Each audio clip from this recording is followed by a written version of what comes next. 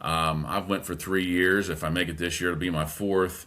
I love the event, and I know there's people that have a lot of things that a lot of disdain for it. For it's too big, it's too this, it's too expensive, it's too whatever.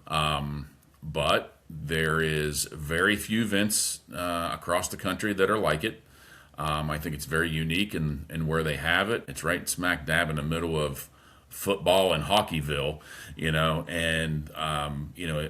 but they have no problem at all drawing teams from as far north as a lot of teams in years past from New York City, a lot of Canadian teams. From time to time there'll be teams from Texas that'll be up there. Talk about your experience as I don't know how many times you've had your AAU group there, but as a recruiter, as a coach, talk about your experience there because, like I mentioned, we talked about before the show, that you can't hardly turn and walk, take two steps without bumping into a college coach from some level. It doesn't matter what court you're on, but talk a little bit about your experiences either as a coach, AAU coach, or just as a D3 coach there recruiting. Yeah, I'll start with the AAU coach side of things. So, I mean, it's an event that I will always have my teams in. Now, I do understand some of the frustrations, like one game you might be on court 2, then you might be on court 52. Then, a few hours later, you have to walk all the way across. You have no idea where it's at. Some of the courts are a little bit short. It's not easy to complain about those things, but the way I look at it, there are so many college coaches there. Who cares if the court's 2 feet shorter, your corner's not that deep? Who cares?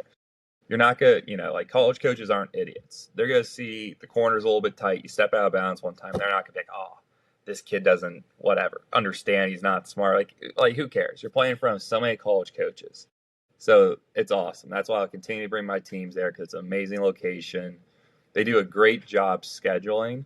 And I love the tournament bracket style. So if you play first round, you win, you're going to play someone else who wins their first round game. You win your first round, lose your second round, you're going to play a team that did the same exact thing. Right. So, right. Obviously there's blowouts there. That's just how basketball works.